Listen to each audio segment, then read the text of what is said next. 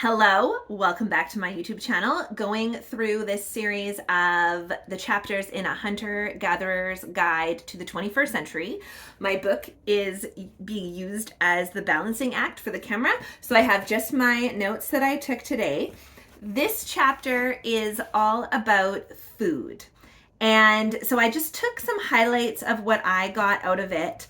And this one sort of didn't blow my mind as some of the other chapters have as much. I guess maybe because it is sort of it just confirms the biases that I already have about food in general.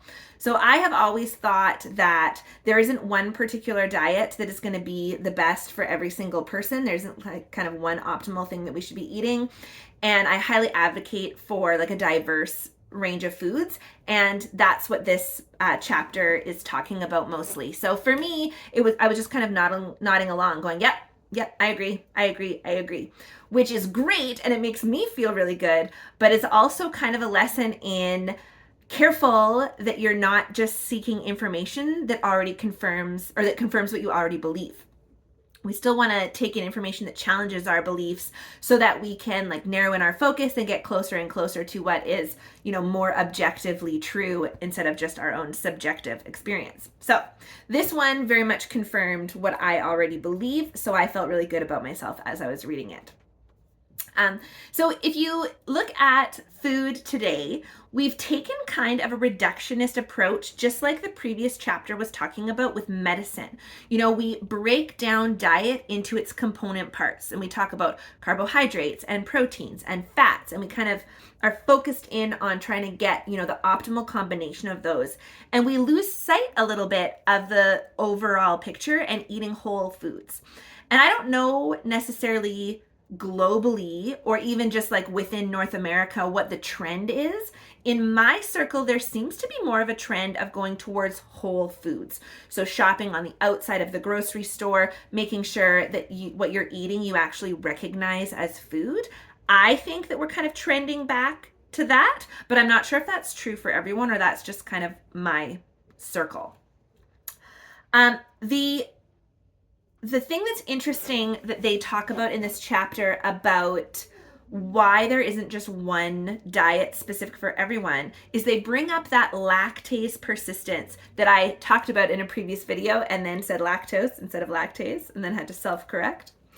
So they talk about how, in mammals, all mammals lactate and the young consume the milk. That's one of the things that makes us mammals. But there's no other species that continues to consume milk past that kind of infant, and we say toddlers in humans. I don't know if other animals we call them toddlers, probably not. But that kind of the young phase. And in some demographics of humans, we have developed lactase persistence, meaning we're still able to break down the lactose in milk because we have the lactase enzyme still in our bodies. Other animals, they wean and they don't have that enzyme anymore to break down the sugars in the milk. But this isn't true of all humans. So in the European pastoralists is what the book's label is. So in Northern Europeans, they are the ones that have done agriculture with cows and have developed a relationship with milk such that it changed their genetics to be able to continue to produce lactase in order to break down the lactose sugar in milk. And so my genetic history, my ancestral history is very European. We're Scottish and Irish and Welsh. And so my DNA and genetics allows me to continue to consume milk. But that's not true of all genres of humans across history. So you don't find that in Japan. You don't find that as much in the continent of Africa, right? So there's different geographical areas which have influenced our genetics and has then changed our relationship with food and our diets. So I found that quite interesting. The other thing that we do, that we've kind of taken this reductionist approach, is that we have understood, certainly in weird countries and in North America, we've understood that like food is important for survival. And that's all we think about. Like, we need to consume these calories, we need to consume protein, we need to consume fat so that we can survive. And that's kind of like where it ends. And that's obviously true. Like, there's an element of that, but it ignores the long historical relationship that we've had with food and how much that has influenced cultural gatherings. And that, food is a place where we gather together and we share stories, and it's kind of a social lubricant for social interactions between humans. And I think that that's an important thing to remember as well, because we're in this like hustle culture and we're just sort of scarfing down convenient food to get back to the grind, and we end up eating alone.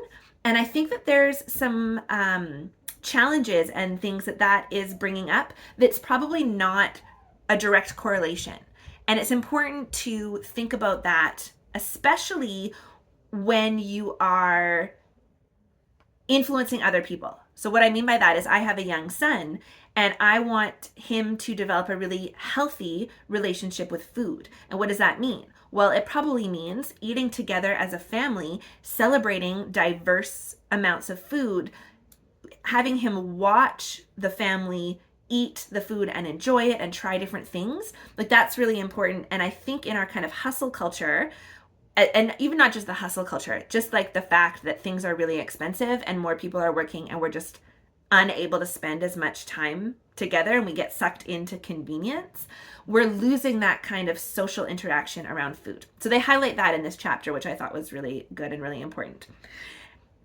Oh, this was kind of cool. So across cultures, everyone is very different, right? And cultures are very different and the cuisine is very different. But there's some things that are across all cultures. So the tastes of rich and succulent, salty and crispy and salty, and sweet and smooth. Those are themes that you see across cultures in their relationship with food. I thought that was really neat. And you can think about the foods that you like to eat and how those terms apply.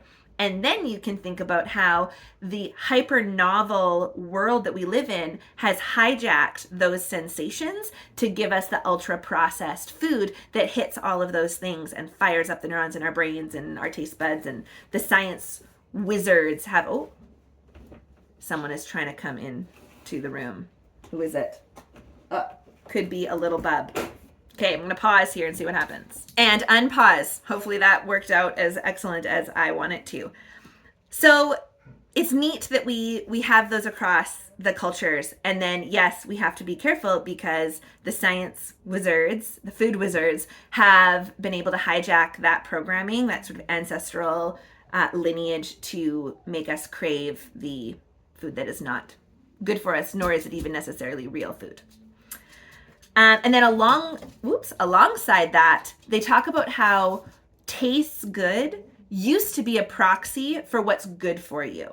So for example, in Latin America, there are 3 foods that come up in combination with each other all over the place: corn, bean, and squash. And when you eat those together, they consist of a complete protein.